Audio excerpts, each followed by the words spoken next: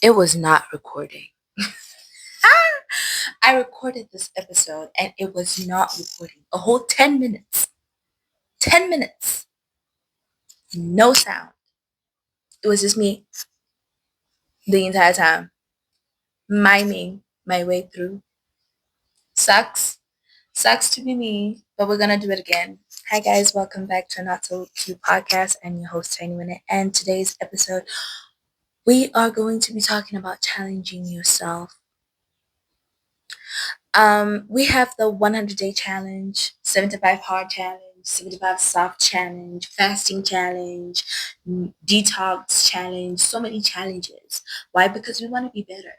We want to improve. We want to get to that level where we are saying we are the best versions of ourselves. Or we don't have to necessarily be the best, but we just have to be better than we were yesterday. And with the new year coming in so fast, a lot of people are getting into that excited mode.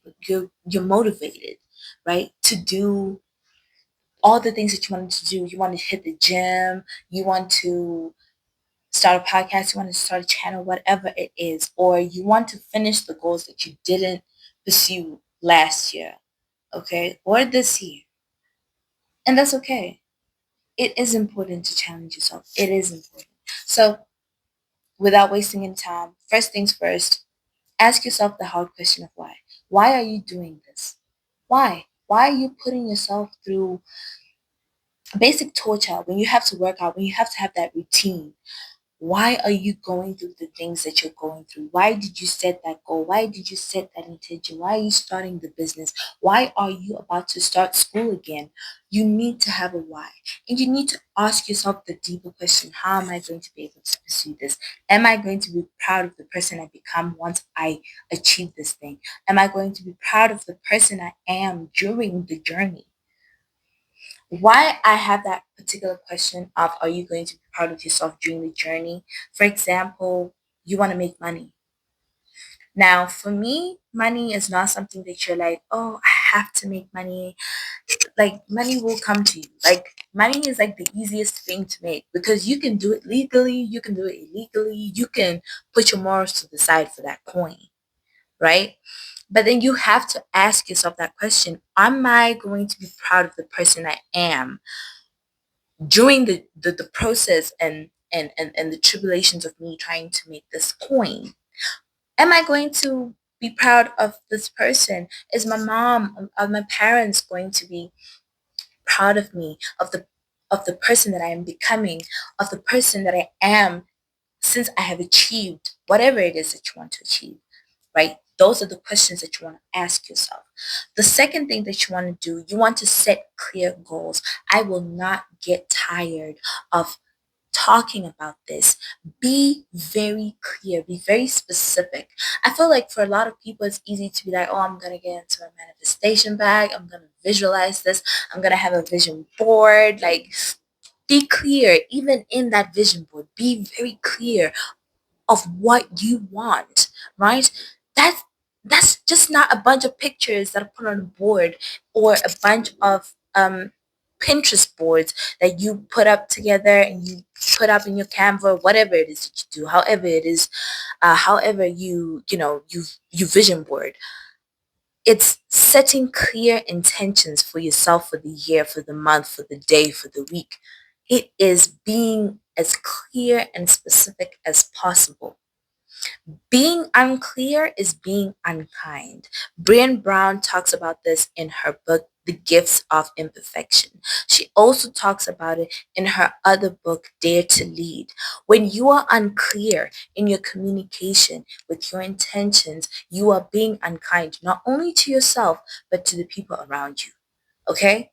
When you are trying to pursue these goals, right? Please make sure that your tribe are clear as well. Let them know, girls, I'm not going to be able to hop from party A to party B like I used to before because this is what I'm trying to do. This is who I'm trying to become. And because they're your tribe and they have your back, they'll get it. Even if they don't see the vision, honey, they will support you because that's the whole point of having them in your tribe. The third thing is embrace discomfort. Discomfort is where the win is, right? Being uncomfortable is a sign of growth. It is a sign of you changing and becoming the person that you want to be. Because in that discomfort, you learn to adapt. You learn to become someone new, to have a rebirth. Whatever it is you need to do in order to change that discomfort into something that you're comfortable with.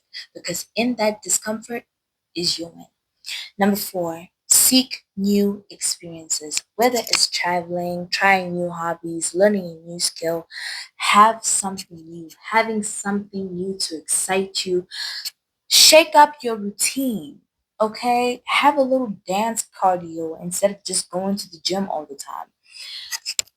Learn a new skill. Learn about artificial intelligence. Besides just using ChatGPT, learn how to really engineer questions to ask your ChatGPT in order to get those specific answers that you're looking for.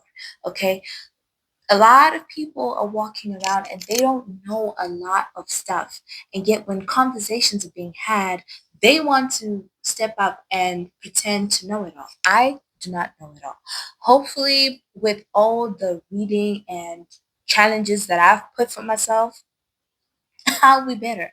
For example, for me, I've put up reading 100 books before 2025 ends. I am not said like 100 books is the minimum. And I can tell you, this is just, I obviously started earlier. I started in like this month, December, instead of starting in the new year. And I can already tell you, child, I have read a lot of books. So when I'm talking about books, I'm not talking about just fiction and non-fiction. Like I'm talking about fiction and non-fiction, right? So set those goals for yourself. Learn new experiences. Read a new book. Read a new genre that you might not be interested in really. Just it has just one book. One. Stay persistent. Have grit. Do not slack. You cannot be slacking anymore. You cannot be off deadline anymore. You cannot be asking for more extensions on your assignments anymore. Be organized, be persistent, have grit. Okay? The last thing is reflect and measure your progress. Track your habits and take time to track and reflect on what you have learned as a person.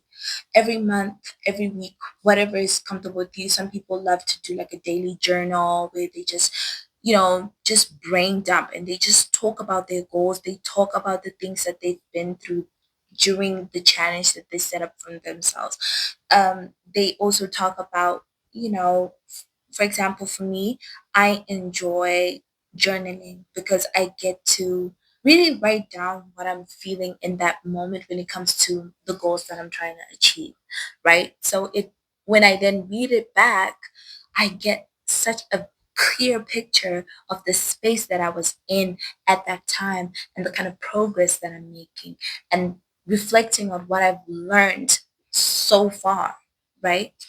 For me, right now, my challenges are reading 100 books. They look like getting a job, girl. Let's not get into it. They look like um making 100 videos, like 100 episodes for my podcast. Um, but yeah, I have others, but I think I will just not share them. And for me, that's what I'm working on right now. And I can tell you right now, especially for like making 100 episodes, it has not been easy. For example, I filmed this already. Tell me why there was no sound. There was no sound. And it's fine. I'm supposed to be okay with it. There's nothing I can do. So I had to re-record. And that is okay because I have a commitment to myself to make those 100 videos. So I really hope that in whatever it is that you're trying to do, you challenge yourself and that, congratulations because you've tried. I applaud you.